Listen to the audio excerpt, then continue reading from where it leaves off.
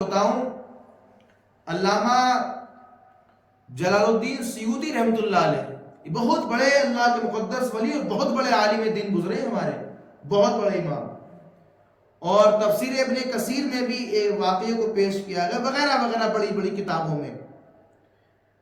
کہتے ہیں حضور نبی کریم کے زمانے میں جب آپ نے مکہ سے مدینہ ہجرت کی ہے، مکہ سے مدینہ ہجرت کی ہے، اور ہجرت کے 2 سال میں یعنی دوسری ہجری میں زکوٰۃ کا حکم آ چکا تھا۔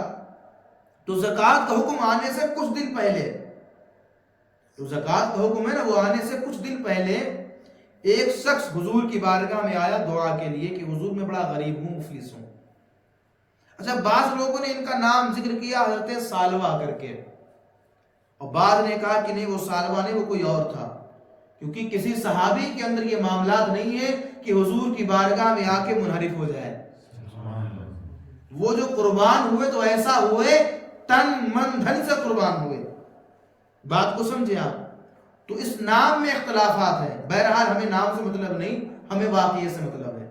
اللہ جانے اس کا رسول جانے، اللہ جانے اس کا، اور وہ جانے جن پر بیتی ہے۔ سبحان اللہ۔ ہم بس آپ کے سامنے نصیحت پیش کر رہے ہیں۔ حضور کی بارگاہ میں آئے وہ، یا رسول اللہ بڑا غریب ہوں میں، یا رسول اللہ بڑا مفلس ہوں میں، یا رسول اللہ میرے پاس کچھ نہیں ہے، دعا فرما دیجئے۔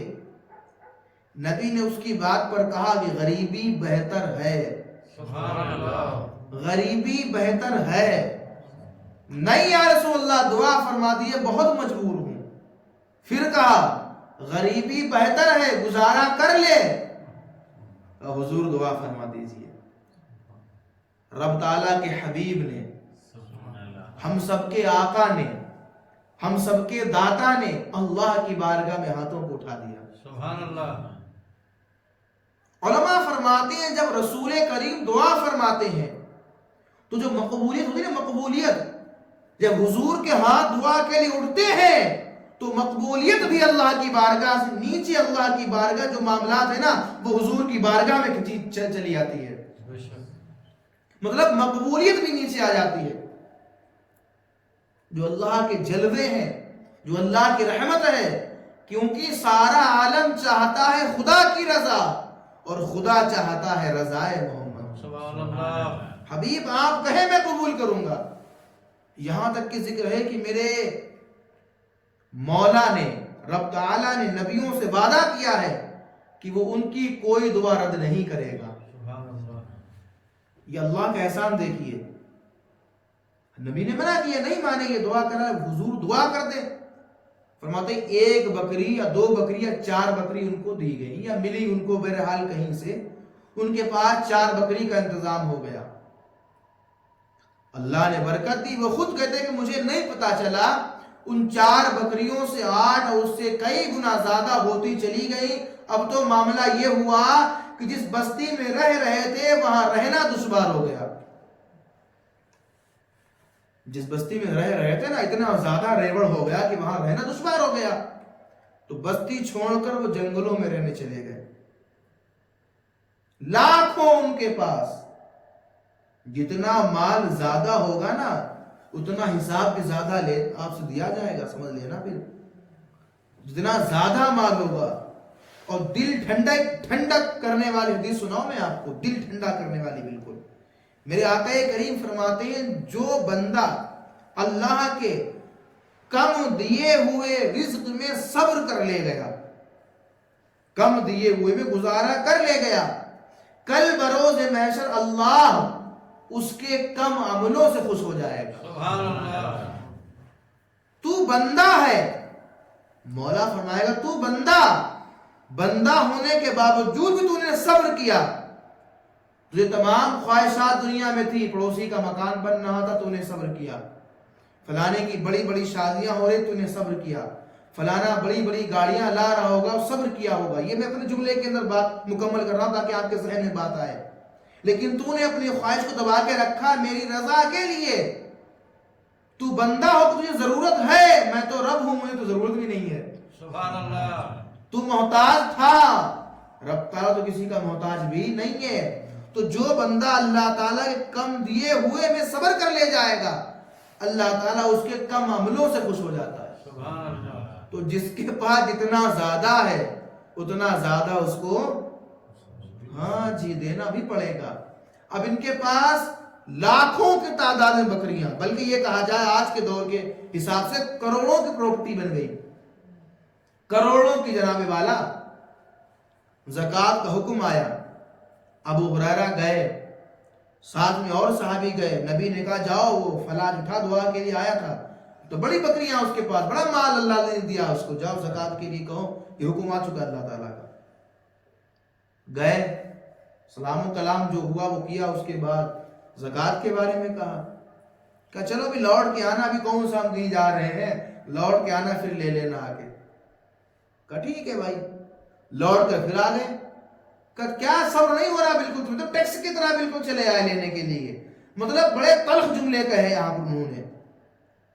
کچھ ہوتا نا کڑوے جملے جو آدمی کو لگ جاتی ہے، وہ دیتے ہیں 100-200 روپیہ، وہ دیتے ہیں 50 سال، لیکن ایسی بات تلخ کہہ دیتے ہیں کہ وہ سیدھا منہ سے نکلتی ہے اور سیدھا یہاں پہ آ کے ٹچ ہو جاتی ہے. آپ کے منہ سے نکلی بندے کے یہاں فوراً ٹچ ہو جاتی کہ یار آئندہ ایسے دروازے پر نہیں آئیں گے. یہ کوئی طریقہ بات کرنے کا؟ اور نہیں دینا تھا کچھ اور ہوتا، لیکن یہ کوئی طریقہ بات کرنے کا ہے؟ کہتے ہیں ان کے دل میں بڑا ٹھیس پہنچی. واپس آئے، رسول کریم کو سارا حال بتایا. جب بتایا تو غور کرنے کی بات ہے مسلمانوں. جب یہ بات رسول کریم کی بارگاہ میں بتائی کہ اس نے ایسا ایسا کیا، تو نبی نے 3 بار یہ کہا کہ وہ ہلاک ہو گیا، وہ ہلاک ہو گیا، وہ ہلاک ہو گیا. آپ اندازہ لگاؤ، جس نبی کی دعا عرش الہی پر فوراً قبول ہو جائے، اس نبی کے منہ سے نکلنے والے جملے اللہ کیسے رد کر سکتا ہے؟ بعض نے کہا کہ وہ تباہ ہو گیا، وہ تباہ. ہلاک اور تباہ ایک ہی معنی میں سمجھو آپ، کیا اس کی وضاحت کریں ہم زیادہ. حضور نبی کریم الفاظ یہ کہے تو کہتے ہیں جو صحابہ کرام وہاں پر کھڑے ہوئے تھے وجود تھرا گیا ان کا، جسم کے اوپر کپکپی آ گئی. اس انسان کو جب کچھ لمحوں کے بعد احساس ہوا کہ ہائے میں نے کیا کیا، حضور کی بارگاہ مال لے کر کے آیا، نبی نے اس کا مال قبول نہیں کیا بلکہ اس کو واپس کر دیا. جٹھے جو سمجھتے ہیں نا کہ اسلام بس میٹھا میٹھا میٹھا میٹھا بولو، اسلام میں صرف میٹھا میٹھا نہیں ہے، کبھی کبھی کچھ کڑوا بھی ٹیسٹ کرنا پڑتا ہے. آپ بات کو سمجھو، اسلام جس طریقے سے پھیلنا چاہے گا، جیسی ضرورت ہوگی ویسا کام کیا جائے گا. کہیں پر نرمی ہے تو کہیں پر سختی بھی ہے. بات کو سمجھو پہلے. اسلام اس کا نام نہیں آپ سمجھو کہ ایک ہی چیز ہم نے پکڑ لی اسی کا نام ہے. بقیہ نے اسلام پوری کی پوری شریعت کا نام ہے. تو کبھی طریقے میں سختی بھی ہوتی ہے، کبھی طریقے میں نرمی بھی ہوتی ہے. لیکن یہاں بڑا سختی کے جملے کہتے ہیں. وہ آئے واپس، یا رسول اللہ مال قبول کر لینے کہ نہیں اب نہیں قبول ہونا تیرا، جا. چلا گیا. کچھ دنوں کے بعد مدینے کے اندر جو ہے بڑی قلت پیدا ہو گئی، کھانے پینے کی معاملات ہوتے ہیں. میں آج کی بات نہیں کر رہا ہوں، آپ لوگ یہاں تو جگہ جگہ مقام پر پہلے بڑا دقت ہوا کرتی تھی. بارش سے بچنا، تمام چیزیں بڑی مطلب مصیبتوں کا سامنا. پھر عرب جیسا دیش، اب وہاں پر جو معاملات ہونے لگے تیل وغیرہ بننا، تو ریگستان وہ تھا، وہ تو ایک چٹیل میدان، دور دور تک کہیں کچھ نہیں ہے. بلکہ اللہ معاف کرے بہت سے لوگ جو یہاں سے جاتے ہیں جن کے ساتھ فراڈ ہوتا ہے، کفیل جن کا نالائق ہوتا ہے، ان کو تو بکریاں دی جاتی. میں نے سنا ہے ایسا، یہ دن بھر وہ جنگل میں رہتے ہیں، انہیں کھانا پینا تک نصیب نہیں ہو پاتا ہے، اور بڑے بیچاروں کی زندگی بدتر ہو جاتی ہے، آنا تک ان کے لیے مصیبت ہوتا ہے. جس کا کفیل اچھا اس کے تو واہ واہ ہے، ورنہ زندگی وہاں میں نے سنا تباہی آدمی کی، کفیل اگر اچھا نہیں ہے تو. بہرحال یہ میرا تجربہ ہے سننے کا. بہرحال بات یہ ہے کہ وہ کچھ جب قحط پڑ گیا وہاں، دوبارہ پھر وہ آیا. یا رسول اللہ اب تو مسلمانوں کی ضرورت، اب تو مسلمانوں کو ضرورت ہے، اب تو قحط آ چکا ہے، یہاں تو دقتیں ہیں، لوگ جو ہے پریشان ہیں. نبی کے الفاظ یہ تھے، اللہ مدد فرمانے والا ہے تو اپنا مال اپنے پاس رکھ. سبحان اللہ.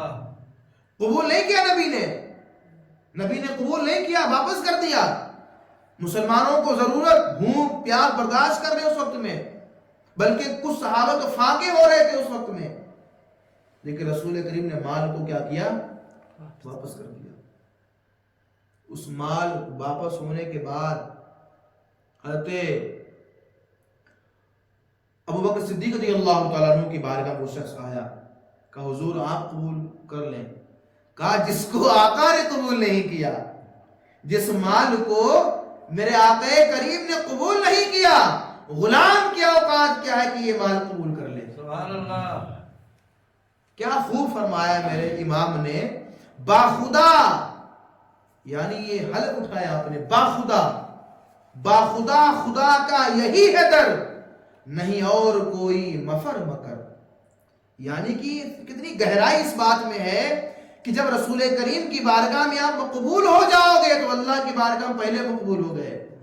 حضور کی اطاعت کرنا، حضور سے محبت کرنا، اللہ سے محبت کرنا، باخدا خدا کا یہی ہے در، نہیں اور کوئی مفر مکر، جو وہاں سے ہو یہیں آ کے ہو، جو یہاں نہیں وہ وہاں نہیں۔ جو حضور کی بارگاہ میں قبول نہیں ہے وہ پھر چاہے خانہ کعبہ کے اندر نماز پڑھ لے، چاہے مدینے کے اندر جا کر نماز پڑھ لے، زکوٰۃ کے لیے پورے اپنے کھیت کھلیان سب دے دے، سب کچھ قربان کر دے، اگر حضور کا نہیں ہے وہ بھائی کسی کا نہیں ہو۔ نبی سے جو ہو بیگانہ اسے دل سے جدا کر دے، نبی سے جو ہو بیگانہ اسے دل سے جدا کر دے، پدر مادر برادر مال و جاں ان پر فدا کر دے۔ یہ حضور کی محبت ہے میرے دوستوں۔ کہا حضور جس کو قبول نہ کرے، آپ نے سنا ہوگا صحابیوں نے اپنی اولادوں کو چھوڑ دیا، یعنی وہ اسلام قبول کر لائے، اولاد نے قبول نہیں کیا تو کا رشتہ ختم۔ کہا جس نبی کے کہنے سے ہم نے اولادوں کو چھوڑ دیا، اس نبی کے انکار کرنے سے ہم مال کیسے لے سکتے ہیں؟ سبحان اللہ۔ تسی میری گل سمجھ میں آ رہے میں کیا کہہ رہا ہوں؟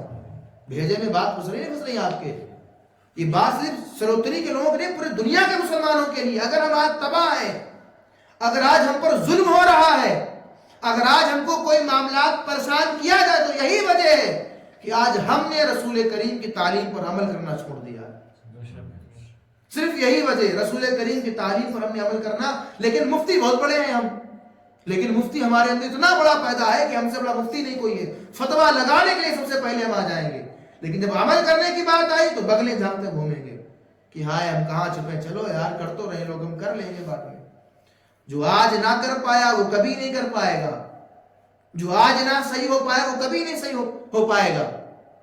ماشاءاللہ کئی لوگ ٹیچر والے یہاں پر بیٹھے ہوئے ہیں، پڑھاتے آپ لوگ ہیں، جو بچہ بچپن میں آپ کے سامنے نکما نمک حرام دکھ رہا ہوگا، آپ کے ذہن میں بھی آئے گا اس وقت کیا خاک پڑھ پائے گا، یہ نہ پڑھ پائے گا، نہ کل کچھ بن پائے گا۔ یہی تو جو بندہ رمضان کے مقدس مہینے میں نہیں پڑھ پائے گا نمازیں، میں یہ جملہ اپنی لفظوں میں کہہ رہا ہوں ذمہ داری کے ساتھ، جو بندہ رمضان کے مقدس مہینے میں نہیں آ سکتا ہے، پھر وہ یہ خیال رکھے کہ اللہ تعالیٰ ہم سے اتنا ناراض ہے کہ اس کو اتنی ناراضگی ہم سے ہے کہ اس نے اپنے دربار میں بلانے تک کا ہم کو شرف نہیں دیا ہے۔ بے شک۔ یہ آنا کوئی ہماری حیثیت نہیں ہے، یہ اللہ کا فضل ہے کہ اللہ ہم کو اپنے دربار میں جو ہے حاضر کرنے کا نیک اور مقدس موقع عطا فرما رہا ہے۔